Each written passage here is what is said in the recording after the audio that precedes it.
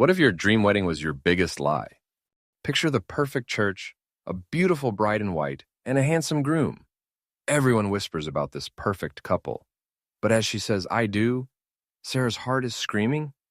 She's still in love with someone else, the ghost from her past who walks back into her life, not as the reckless boy she remembers, but as the successful man she might have built a future with. Now, Sarah is trapped in a beautiful, empty marriage, living a performance for everyone but herself. This is the brutally honest story of the devastating cost of choosing safety over truth, and the painful, fragile freedom that comes when you finally stop pretending. Disclaimer: this channel features fictional psychological stories created for emotional exploration and in storytelling purposes. All characters and events are fictional.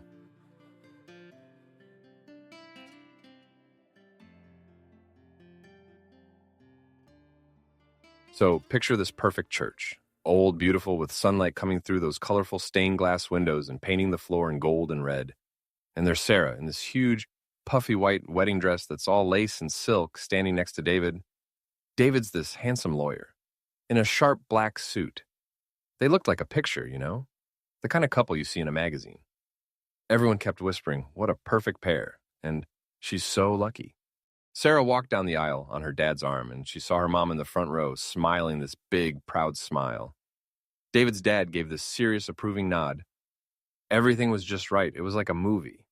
But Sarah, she didn't feel like the star of the movie. She felt like an actress, a very good actress, playing the part of a happy bride. The dress felt heavy. The flowers in her hand just felt like props. When she got to the front, David took her hand. His hand was warm and solid. He looked at her, and his eyes were so full of love, so sure of everything. Sarah smiled back at him, the smile she'd practiced in the mirror. But inside, a little voice whispered, "Do I deserve this?" The minister started talking about love and forever. Sarah tried to listen, but it was like hearing things from underwater.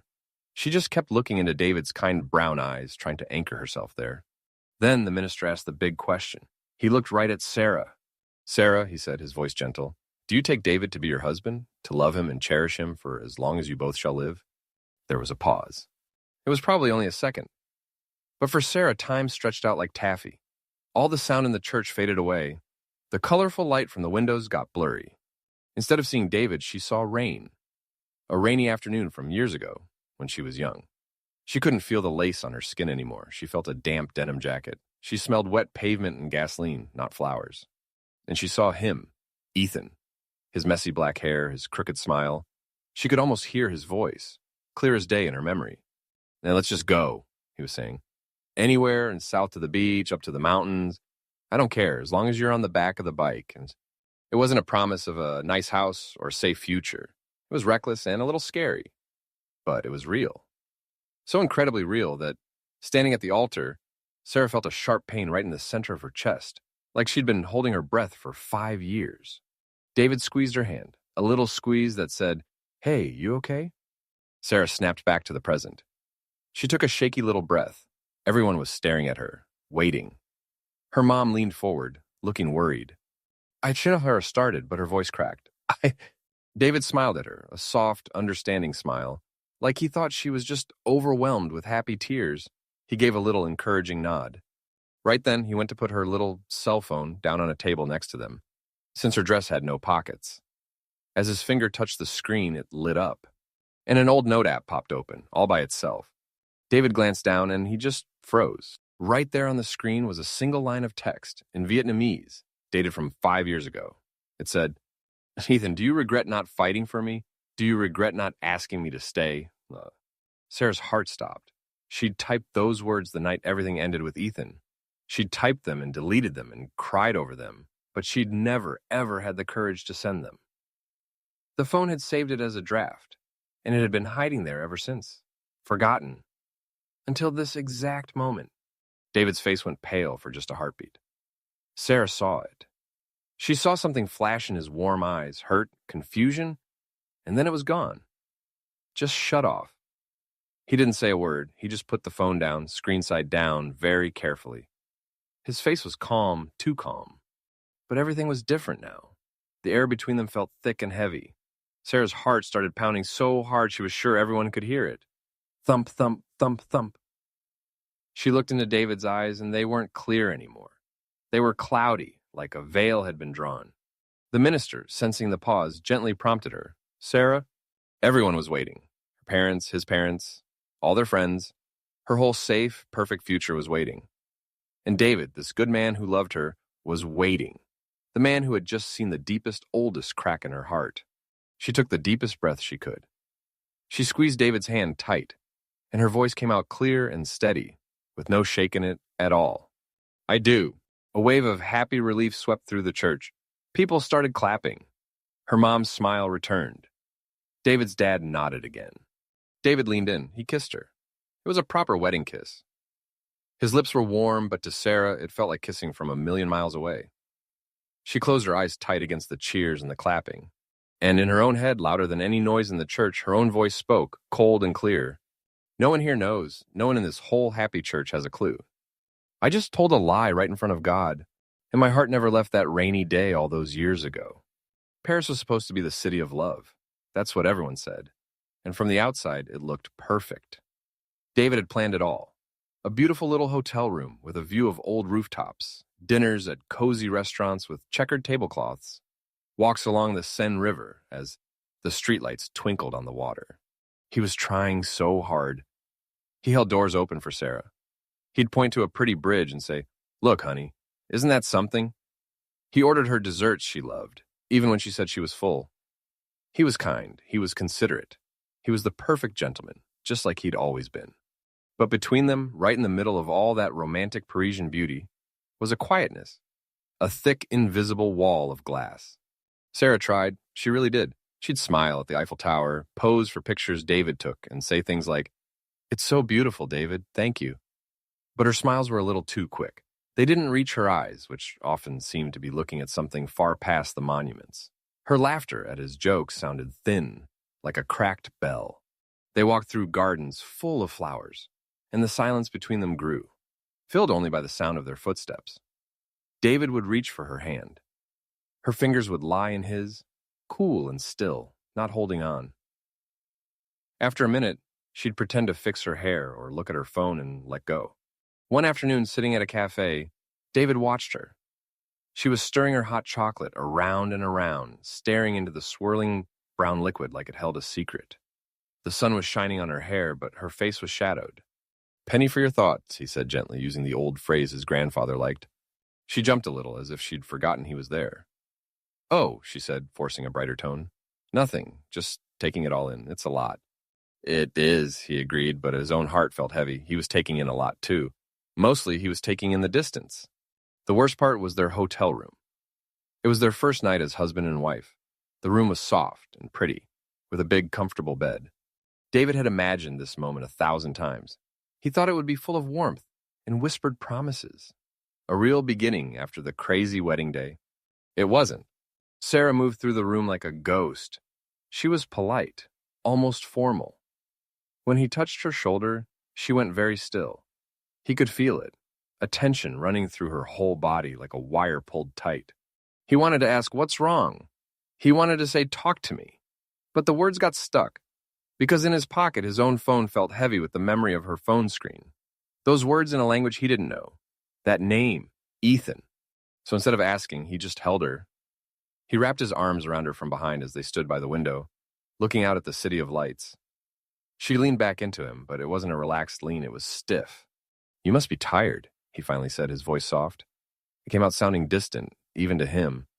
Let's just sleep. He felt her release a breath she'd been holding. Okay, she whispered. Yeah, I am tired. They got into the big bed. There was a whole ocean of mattress between them. David lay on his back, staring at the ceiling, listening to Sarah's breathing try to become even and slow. He knew she was pretending to be asleep. This was their honeymoon, and it was the loneliest he had ever felt. A few nights later, it happened. They had a nice dinner, maybe too nice. David, who hardly ever drank, had 2 glasses of wine, then a third. It wasn't enough to make him sick or stupid, but it was enough to make the careful wall he'd been building around his own hurt feel a little thinner, a little weaker. Back in the room, the silence felt louder than ever. Sarah was brushing her hair at the dresser, her movements slow and tired. The wine hummed in David's veins, mixing with a sadness so deep it felt like a physical ache. He walked over to her. He didn't say anything. He just put his arms around her, burying his face in the space between her neck and shoulder. He could smell her shampoo, the same scent she'd used for years. For a moment, she relaxed. Her hand came up and rested on his arm. It was the first real, unguarded touch he'd felt from her since the wedding. And that's why he said it. The words just fell out, quiet and raw, muffled against her skin. They were the only words in his head, the only question that mattered. "On your phone," he whispered, his voice thick. "That name, Ethan. Who is he?" He felt it instantly. Sarah's whole body went cold and rigid, like she'd been turned to ice. The hand on his arm froze. Her breath caught in her throat with a tiny, sharp sound. The silence that followed was the heaviest one yet. It pressed down on the whole room. David waited, his heart pounding against her back. Part of him hoped she'd turn around, explain it away, laugh it off. "Oh, that's nothing, David. An old friend from college." But she didn't move. She didn't speak. The moment stretched, thin and painful. The wine and the exhaustion finally pulled him under. His eyes grew too heavy to keep open. The need for an answer was swallowed by a sudden, deep wave of sleep. His grip loosened. His breathing deepened and slowed. He slid into unconsciousness, still holding her. His question hanging in the air between them, unanswered. Sarah didn't move for a long time. She just sat there, feeling the weight of David's sleeping body against her. Finally, she gently untangled herself and laid him down on the bed. She climbed in on her own side. She didn't look at him. She stared straight up at the ceiling of their beautiful Parisian hotel room. The seed of doubt, the one that had been planted at the altar, hadn't just been watered. It had cracked wide open. Their honeymoon was over. It had really ended before it even began. And now they were just two people lying in the dark, with a whole ocean of unsaid things and a single haunting name floating in the space between them. Coming home felt like stepping onto a stage. Their new house was pretty, just like a picture. A little porch, green grass, cheerful yellow curtains in the window that David's mom had hung for them. It was quiet, peaceful. And to Sarah, it felt a little bit like a museum. A place where everything was perfectly arranged and you weren't supposed to touch anything. The real performance started that weekend. David's parents threw them a big welcome back party. The house was full of laughter, the smell of grilled food, and the voices of relatives and friends Sarah was still trying to remember. It started almost as soon as they walked in. "David, look at you, a married man," his uncle boomed, clapping him on the back. "You did good. She's a keeper." A group of her new mother-in-law's friends surrounded Sarah. They smiled with bright red lips. "Oh, you lucky girl," one said, patting Sarah's arm. "David is such a catch, a lawyer, and so handsome." "You hit the jackpot, honey," another chimed in. "A perfect husband. You won't have a worry in the world." Sarah smiled. It was the same smile from the wedding photos, pleasant, polite. She murmured, "Thank you," but the words tasted like paper on her tongue. The comments kept coming all afternoon like gentle, constant rain. "When are you two going to give your parents some grandchildren?" an aunt asked them with a wink. "Don't wait too long. Such a perfect little couple. You just look right together." David handled it all smoothly. He laughed at the jokes, thanked people for their kindness, and kept a light hand on Sarah's back. But she could feel the pressure of that hand. It felt less like comfort and more like a reminder. Smile, perform. We're the happy couple. She watched him. He was so good at this. He belonged in this world of backyard barbecues and easy compliments. She felt like an imposter who had studied for the wrong test. Later, alone in their silent new house, the echoes of the party felt louder than the party itself. Lucky girl. Perfect husband. Such a catch. Sarah started to unpack. She pulled clothes from her suitcase, folding them into drawers that still smelled of new wood. She was in the middle of unpacking a stack of sweaters when her fingers hit something hard and small at the very bottom of the suitcase. It was a little wooden box she didn't recognize. Her heart gave a funny little thump. She sat on the floor of the walk-in closet and opened it. Inside, on a bed of faded cotton, was a bracelet. It was made of braided brown leather, simple and a little crude. The leather was dark and soft in some spots from years of wear, and the small metal clasp was slightly tarnished. The breath left her body. It was the bracelet Ethan had made for her 20th birthday. He'd been so proud of it and so embarrassed.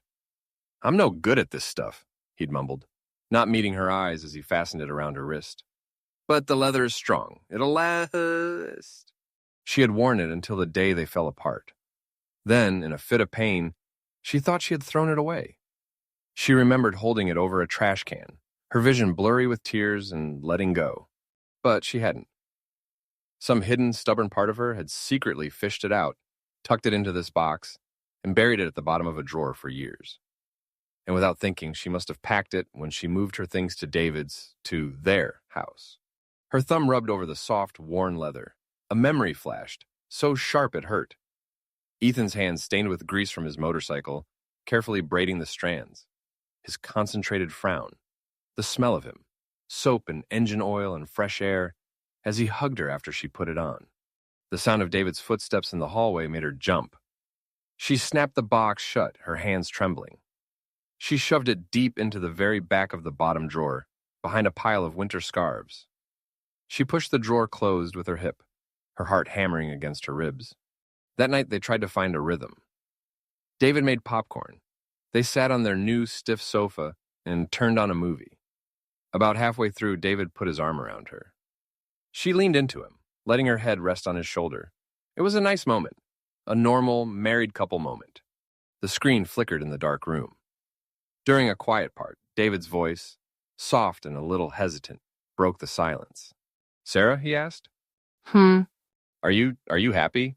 The question was so simple, so small, but it landed in the center of her chest like a stone dropped into a still pond.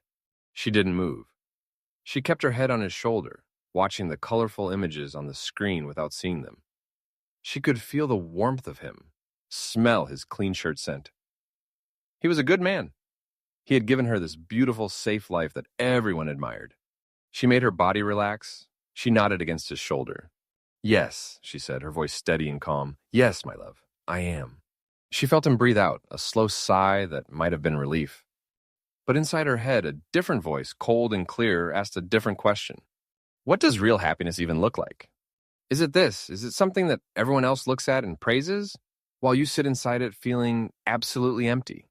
She didn't have an answer. She just sat there in the dark, in their perfect house, with her husband's arm around her, and felt the vast, echoing silence of her own lie. David thought it would be good for her. "It'll be fun," he said, holding the invitation. It was for a community fundraiser, a fancy dinner in a hotel ballroom to raise money for local schools. A chance to meet some more people, get you out of the house. Sarah agreed. It felt like part of her job now, part of the role of being Mrs. David Miller. She put on a simple black dress and a string of pearls he'd given her. She looked in the mirror and saw a pleasant, well-dressed stranger. The ballroom was everything she expected. Soft lighting, round tables with white cloths, the gentle clinking of glasses and the low hum of polite conversation. David moved through it easily, shaking hands, introducing her. "This is my wife, Sarah." Each time he said it, she felt a little jolt, like she'd been given a name tag she kept forgetting to read. He was trying so hard to help her belong. He'd lean in and whisper, "That's Mr. Henderson. He's on the town council." Or, "She teaches at the elementary school. You two might have things to talk about." Sarah smiled and nodded, but the words washed over her.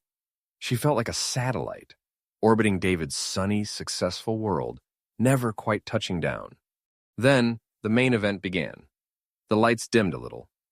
A man walked onto the small stage to talk about the project they were funding. A new community center for after-school programs. The room's attention focused on him. And Sarah's world tipped sideways. It was Ethan. But it wasn't the Ethan she remembered, not even close. The boy with the grease-stained hands and the mischievous grin was gone. This man stood tall and steady in a dark, perfectly fitted suit. His hair, once perpetually messy, was trimmed neat. He held a microphone casually, and when he spoke, his voice was clear, confident, and warm. It filled the room. He talked about blueprints and funding goals and safe spaces for kids.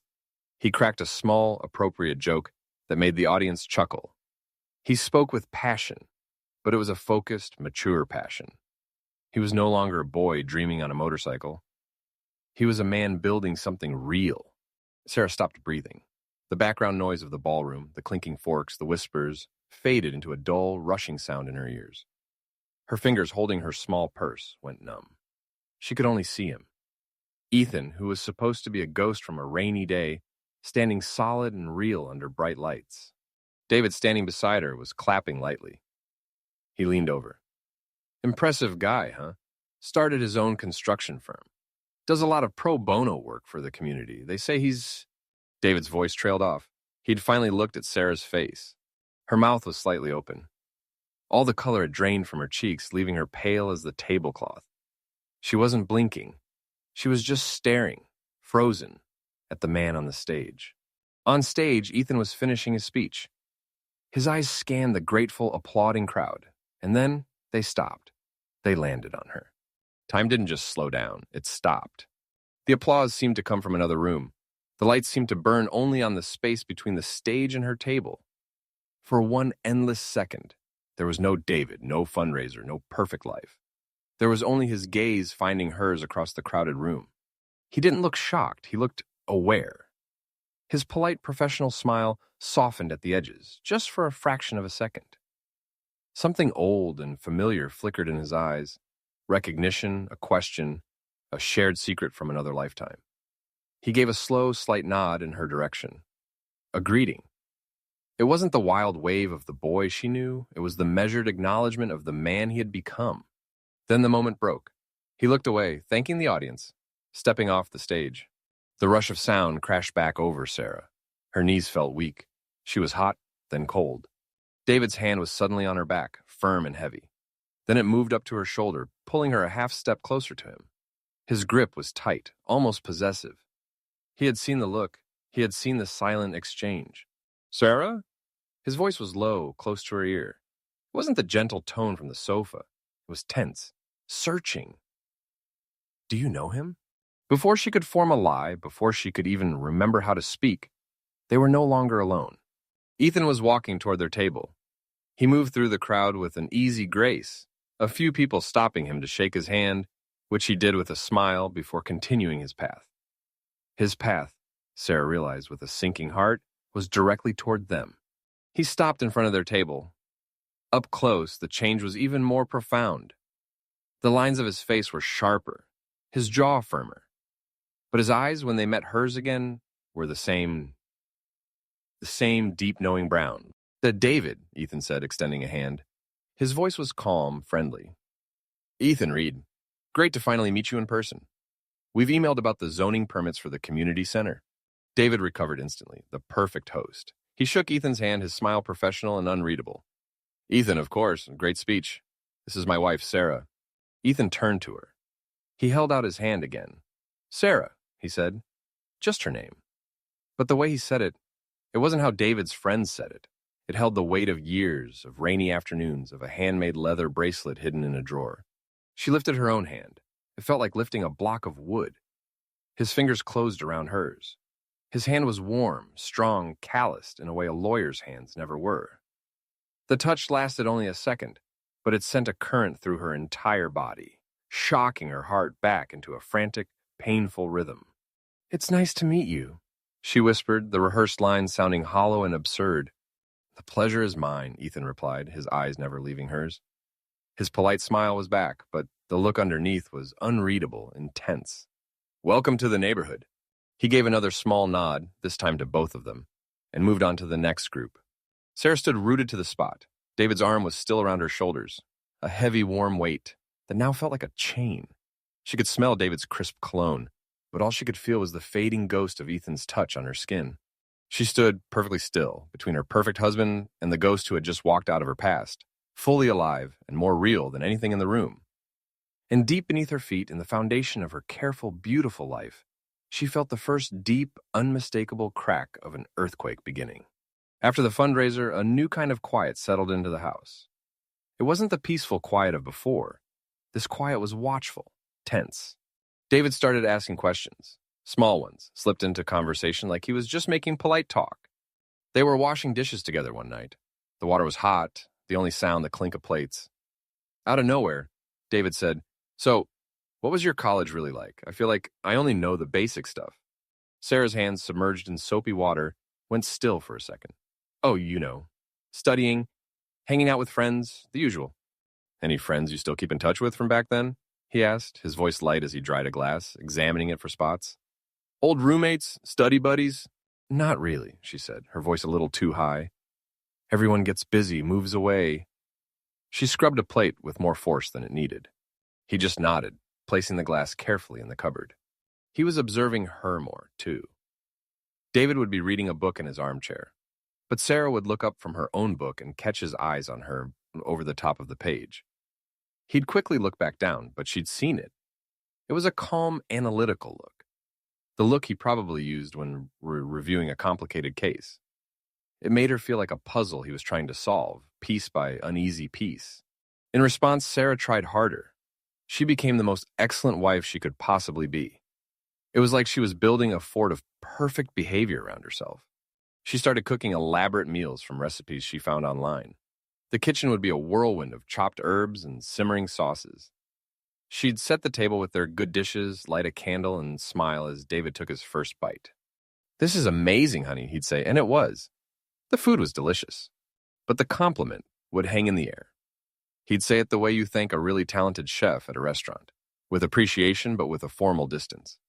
He was tasting the food, but he was also watching her too bright smile, her eager eyes waiting for his approval. She cleaned the already clean house. She organized drawers that didn't need organizing. She'd ask about his day with intense interest, nodding along as he talked about court schedules and clients.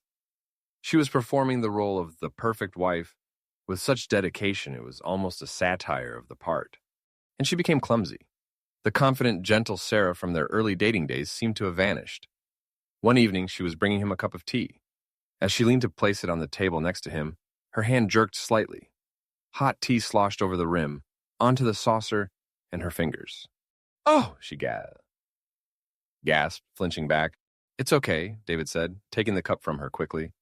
He looked at her reddening fingers, then up at her face, which was flushed with embarrassment. "Are you burned?" No, I'm fine," she said, rubbing her fingers together, avoiding his eyes. "Just clumsy." It kept happening. She'd drop a spoon with a loud clatter in the silent kitchen. She'd bump into a doorframe, walking through their own hallway. Each little accident made her flinch, like she was waiting for a scolding that never came. David would just watch, his expression unreadable, and say, "No harm done." The invisible wall between them was no longer glass. It was thickening into something solid, built from unasked questions and overperformed gestures. One Thursday, David texted he'd be late. An unexpected client meeting. Sarah ate alone at the perfectly set table, the candle flickering beside her empty place. She cleaned up, left a plate for him in the oven, and waited. He came in after 9, looking tired. His suit jacket was slung over his shoulder, his tie loose. "Long day?" she asked, already moving to the oven. "The longest," he sighed. She served him the warmed-up dinner at the kitchen table. She didn't sit. She busied herself, wiping counters that were already clean, refilling his water glass, asking if he wanted bread. She was a hummingbird of nervous, wifely energy. "Sarah," he said, his voice quiet but firm. "Sit, please." She stopped, her cloth in hand.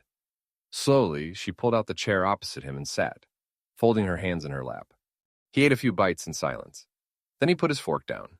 He looked at her, really looked at her, across the table. The tiredness in his face was mixed with something sadder, something more confused. "You know," he began, his words coming slow and careful, like he was walking on thin ice. "Sometimes, I feel like I'm living with a copy of Sarah." Sarah's breath caught. Her folded hands tightened in her lap. "A very, very good copy," he continued, his eyes never leaving hers. He wasn't angry, he just sounded exhausted. "The meals are perfect. The house is perfect. Everything is exactly where it should be. You ask all the right questions, you smile at all the right times." He paused, searching for the words. "But a copy, it's not the original. It's not the woman I fell in love with. That woman was messier." She laughed so hard she'd snort. She'd get passionately angry about a book ending. She'd sometimes forget to water her plants for weeks. A faint pained smile touched his lips and vanished. "This version of you, it's flawless, and it feels like a wall." The words hung in the air, heavier than any accusation. They were an observation, and that made them worse. He wasn't yelling about Ethan. He was telling her he missed her, the real her, who was buried under a mountain of guilt and performance. He looked down at his half-finished plate as if the conversation was over. He slowly pushed his chair back, the legs scraping softly on the floor. He stood up. "I'm going upstairs," he said, his voice flat. "Thank you for dinner. It was excellent, as always." He walked out of the kitchen. Sarah heard his footsteps on the stairs, deliberate and tired, then the soft click of their bedroom door closing. She sat alone at the table. The candle had burned low, casting long, dancing shadows over the dirty plate, the used glass, the fork laid neatly across the china. The ruins of her perfect wifely effort. A hot pressure built behind her eyes. A single tear escaped, tracing a warm path down her cheek and dropping onto the tablecloth, leaving a dark, tiny circle. Then another followed. She didn't sob. She just sat there, perfectly still in the silent, spotless kitchen, crying quiet, confused tears for a woman named Sarah, who seemed to have gotten lost somewhere along the way, leaving only this flawless, hollow copy behind. This is Inner Echo Stories. Don't forget to like and subscribe for more great stories. It started with work, a safe public reason to meet. The community center needed some interior design ideas, mood boards for the kids' spaces. Sarah, who had a quiet talent for it, was asked to consult. Ethan, overseeing the project, was the logical point of contact. Their first meeting was at a sunlit coffee shop downtown. Sarah arrived first, her heart doing a nervous tap dance against her ribs. She had her notebook open, pens neatly lined up, a shield of professionalism. When Ethan walked in, he didn't look like the commanding figure from the fundraiser stage. He looked like a guy going to work. He wore dark jeans and a simple gray sweater, a laptop bag slung over his shoulder. He saw her, and his face broke into a smile. It wasn't the polished, public smile. It was warmer, more familiar, and it still had a hint of that old mischief. "Sarah," he said, pulling out the chairmate, "thanks for doing this. I'm hopeless with colors. I'd probably paint everything beige." The tension in her shoulders loosened, just a fraction. "Beige is safe," she said, the ghost of a real smile touching her lips. "Safe is boring," he replied, opening his laptop. And just like that, they were working. Over the next few weeks, they had a handful of these meetings. A coffee shop. Once at the unfinished community center, walking on concrete floors surrounded by the smell of sawdust. It was all above board, documented in emails. But for Sarah, it was a window into a world she'd thought was lost. The Ethan she rediscovered was a fascinating mix of the old and the new. He was still funny. He'd make a dry joke about a difficult contractor that would startle a real laugh out of her. The kind that came from her belly, not her practiced wife smile. He still had that bright, passionate light in his eyes when he talked about the project, pointing to where the art room would be. "The kids need a place to make a mess," he said, his voice earnest. "A glorious, creative mess." But the recklessness was gone, replaced by a steady, patient determination. He spoke about budgets and timelines and building codes with a focus she'd never seen in him. This Ethan built things, not just dreams, but actual physical places that would last. During one meeting, a late afternoon at the coffee shop as it was emptying out, they finished going over fabric samples. A comfortable silence fell, different from the heavy quiet of her house. Ethan stirred his coffee, looking into the dark liquid. "You know," he began, his voice softer, "I think about those days a lot." Sarah's pen stilled on her notebook. She didn't look up. "We were just kids," he continued, not with sadness, but with a clear, honest reflection. All fire and big ideas and no clue about the weight of things. I made promises I didn't have the tools to keep. He finally looked at her. "Time changes you, Sarah. I've learned that love, real love, sometimes needs a foundation. It needs stability and effort. It's not just grand gestures and empty promises on a rainy day." His words weren't an accusation. They were a confession, an admission of his own past failures. They mirrored the very fears that had driven her away, towards the safety of David. Hearing Ethan say it with such calm understanding was more disorienting than any argument. The final meeting was to hand off her completed ideas. They met at the same coffee shop. The work was done. There was no more reason to meet. They sat for a moment, the folder of her designs between them on the table. The air was charged with all the things that hadn't been said, with the ending of this strange, peaceful interlude. Ethan didn't reach for the folder. He folded his hands on the table and looked at her, his gaze direct and unbearably kind. "Sarah," he said. His voice was so quiet she had to lean in slightly to hear, "I don't regret that we happened. Us back then." He paused, choosing his words with the same care he used to choose building materials. "I only regret that I wasn't mature enough to hold on to something so precious. I wasn't the man you needed then." He gave her a small, sad smile that reached all the way to his eyes. "I truly hope you are happy. I mean that." He stood up, taking the folder. He gave her one last, long look, a look that held the ghost of the boy and the wisdom of the man. And then he turned and walked out of the coffee shop. Sarah sat there alone at the table. The sun had moved, and her spot was now in shadow. His words didn't set her free. They locked a final, beautiful door. He wasn't fighting for her. He wasn't blaming her. He was letting her go with a grace and sincerity that shattered her completely. A pain, sharp and deep, twisted in her chest. It was worse than any anger he could have shown. It was the pain of realizing what she was truly mourning. It wasn't just Ethan. It was the girl she had been with him. The girl who was brave enough to get on the back of a motorcycle headed for nowhere. The girl who felt things so fiercely it hurt. The girl who loved with her whole, messy, unguarded heart. That girl would have never settled for a flawless copy of a life. That girl would have dared to be unhappy if it meant being real. Sarah sat in the growing dark of the coffee shop, her hand pressed to her silent, aching heart. She wasn't crying for a lost love.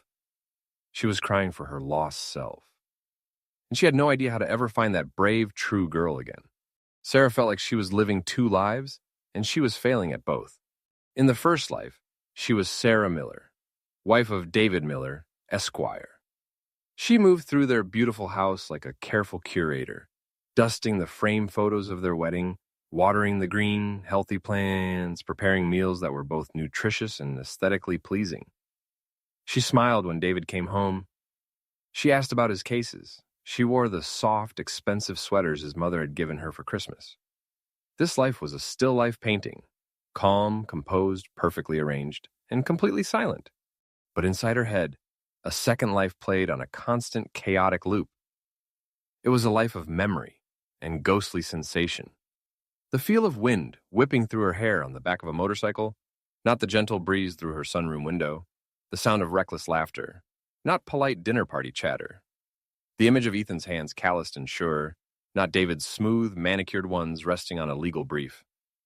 This life was all wild color and loud feeling, a stark, painful contrast to the muted tones of her reality. She was a ghost haunting her own body, watching Sarah Miller go through the motions. David had become quieter than ever. He wasn't investigating anymore. He'd stopped asking those careful questions. It was as if he'd read the final report on a disappointing case and had quietly closed the file. He worked longer hours.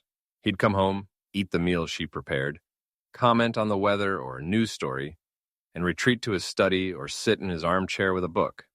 They were polite. They were considerate. They shared a home, a bed, a bank account. But they were like two satellites in separate orbits, occasionally passing in the hallway with a faint gravitational nod. The worst part was the loneliness in a house that was never empty.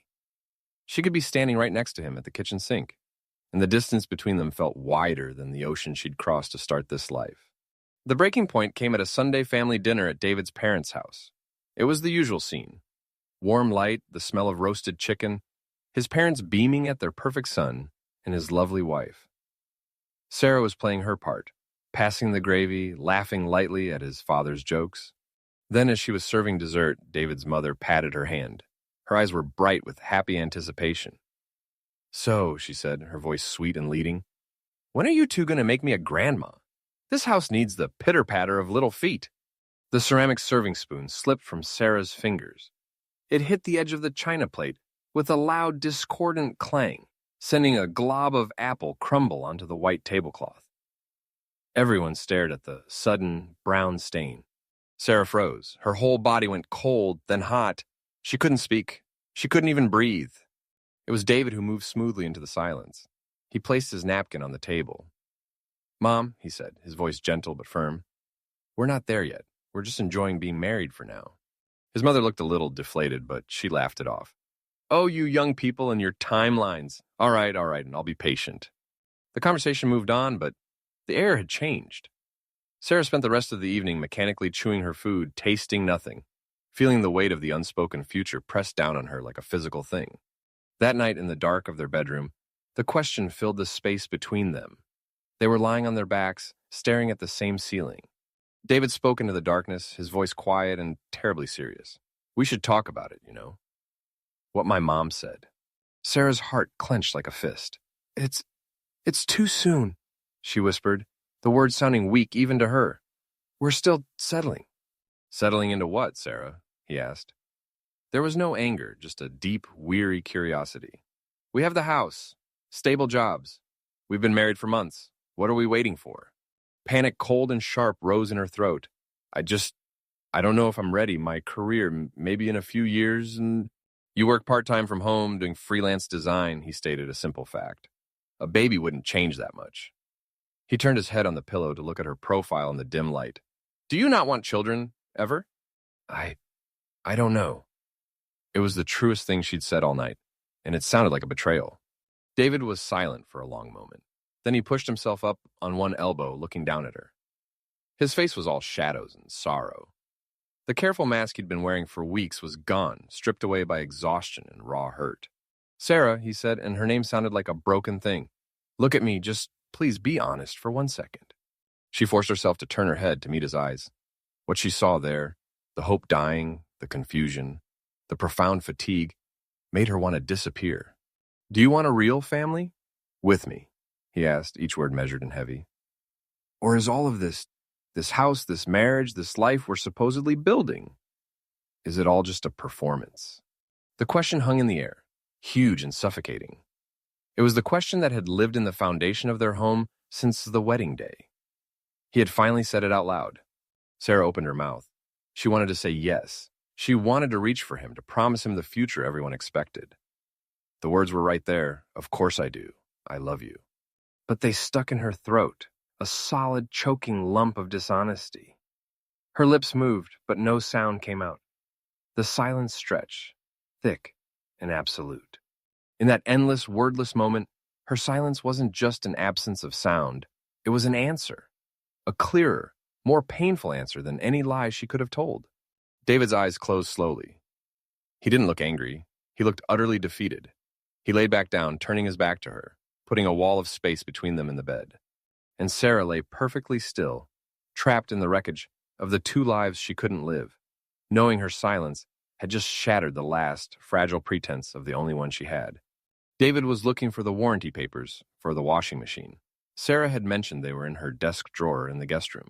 He'd been working from home that afternoon, and the quiet of the house felt heavy, so he welcomed the small task.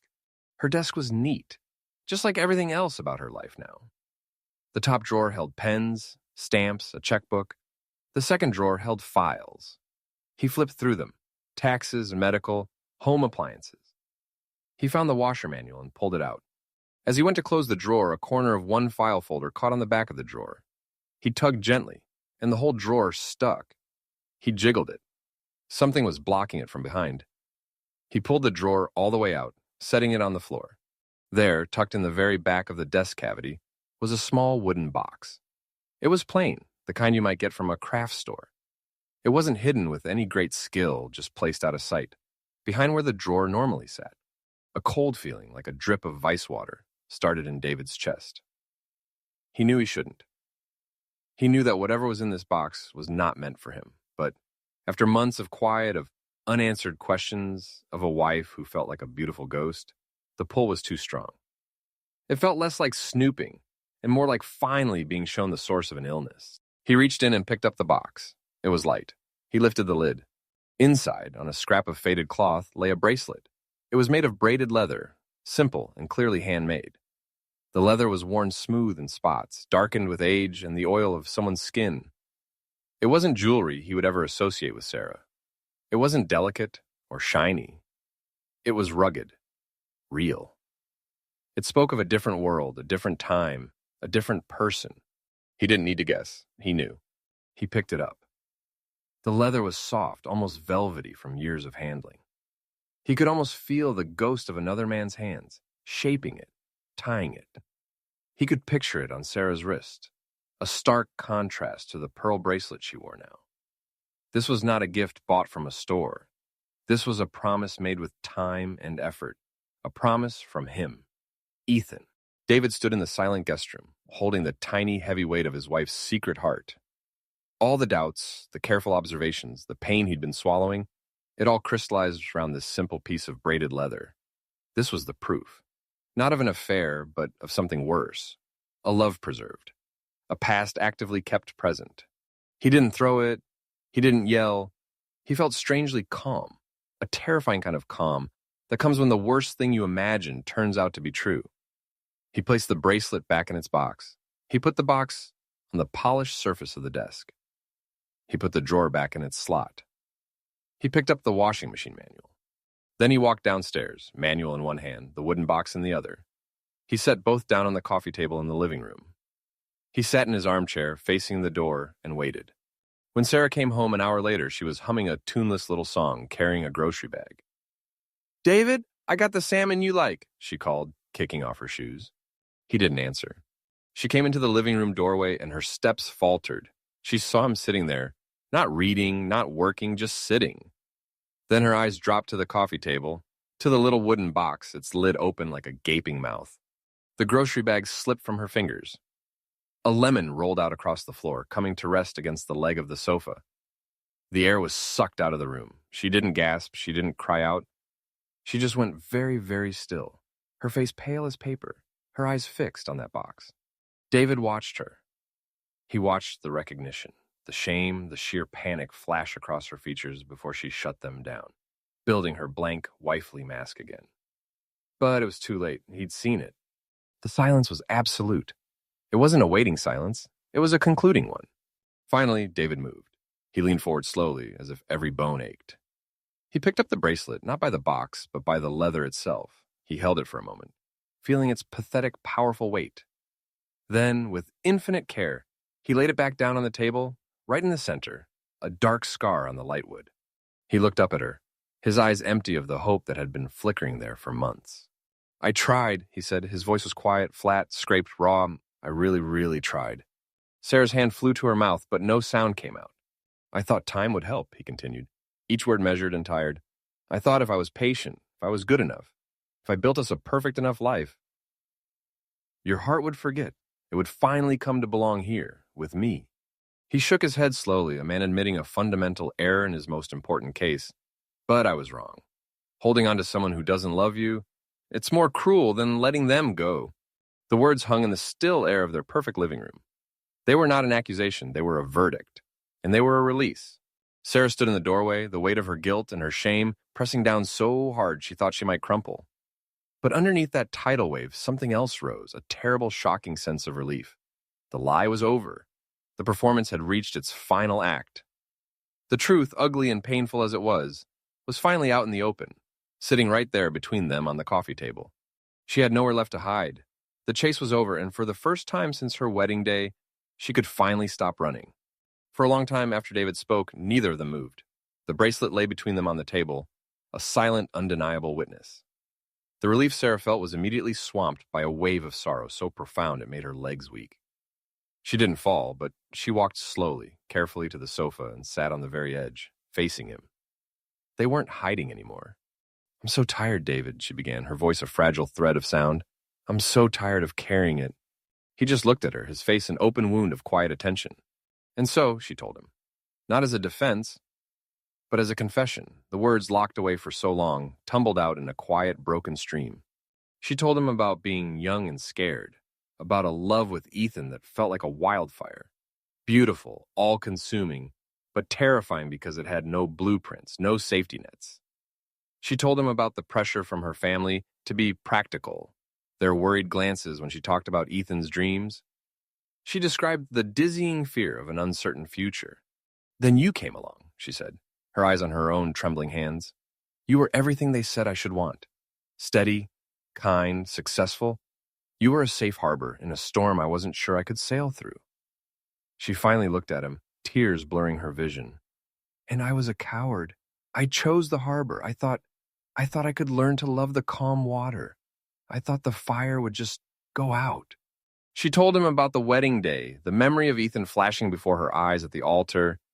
She told him about the note there on her phone, the one he'd seen. She told him about finding the bracelet and how keeping it wasn't about wanting Ethan back, but about mourning the girl who was brave enough to love him.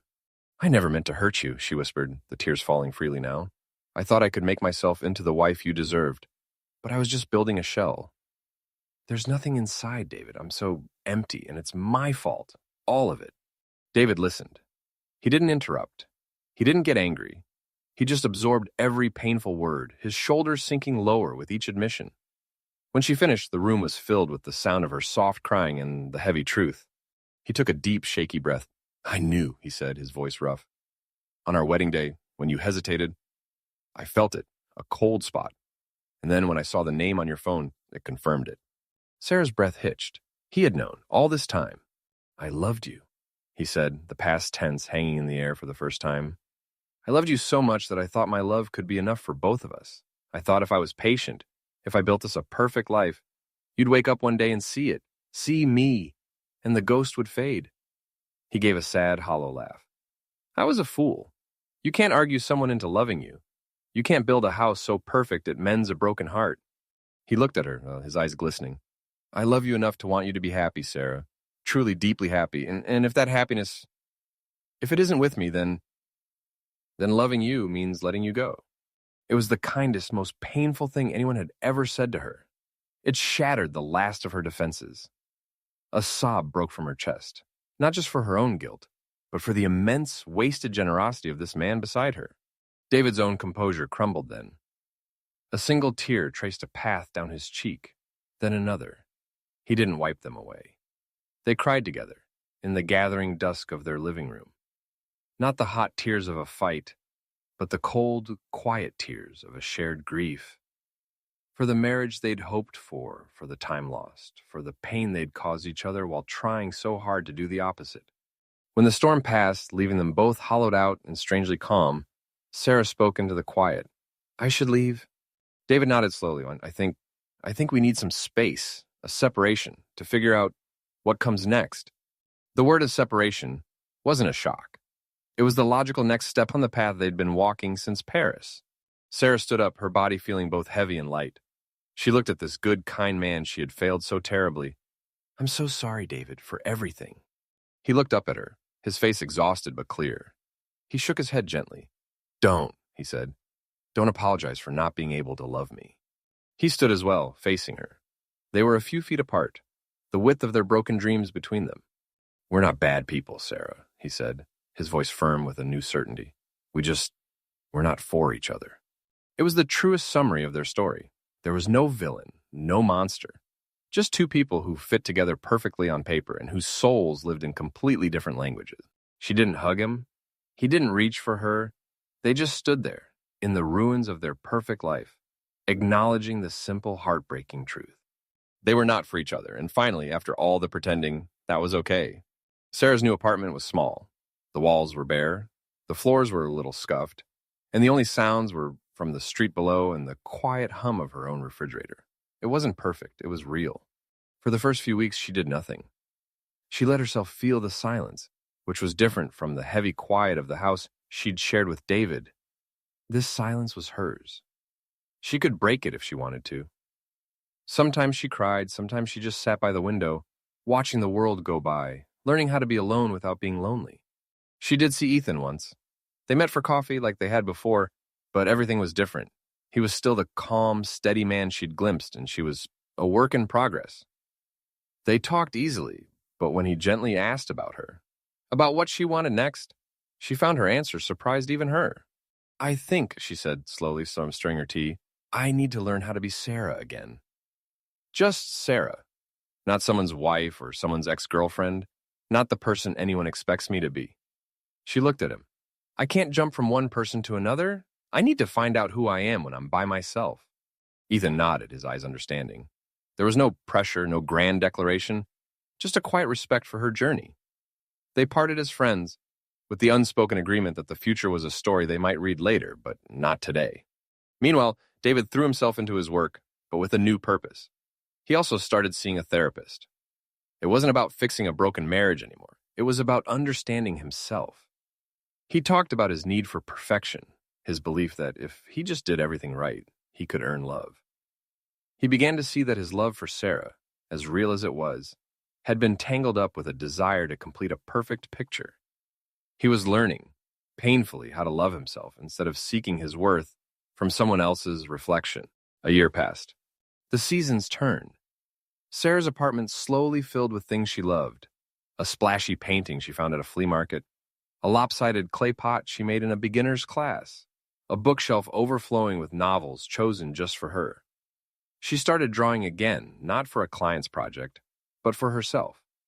She drew memories. She drew feelings. She drew the view from her window. One bright, crisp afternoon, she was sitting on a bench in the park, a sketchbook open on her lap. She was trying to capture the way the light fell through the red and gold leaves of a maple tree. Her phone, resting beside her, buzzed softly. She glanced at it. A name appeared on the screen that made her heart do a gentle, complicated flip. David. She opened the message. It was simple, with no demands, no hidden meanings. Hope you're doing okay. I'm doing all right. Sarah looked at the words. She thought of the man who had loved her enough to let her go. She thought of the pain they'd caused and the unexpected grace they'd found in the end. She didn't feel a pullback. She didn't feel regret. She felt a deep, bittersweet gratitude. Her fingers moved over the screen. Thank you, I'm okay too. She hit send. It was the truest, most peaceful communication they'd had in years. She put the phone down and looked back at her sketchbook. The drawing of the tree was coming along. It wasn't perfect. The lines were a little shaky, the proportions a bit off, but it was alive. It had energy. She lifted her face to the sky, a clear, brilliant blue stretching endlessly above the autumn leaves. The sun was warm on her skin. What was real happiness? She wondered. Maybe it wasn't a perfect house, or a perfect marriage, or even a perfect love story. Maybe it was simply this: the courage to face your own truth, no matter how hard it was. To stop living a lie, even a beautiful, comfortable one. To stand alone in your own life and finally recognize the person you see. She and David had given each other an ending wrapped in respect. In the grand, messy story of their lives, it was perhaps the only perfect gift they had ever managed to give. It wasn't the happy ending anyone had pictured for them, but it was an ending that allowed for new beginnings. Their story together was over. But for Sarah, sitting in the dappled sunlight, for David somewhere across town finding his own peace, life, their own singular, authentic lives was finally truly beginning.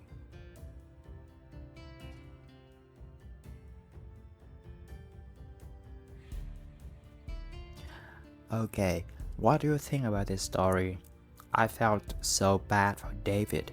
He was trying his best, but he could never win. The ending made me cry, but in a good way. It's better they found peace apart than kept lying each other.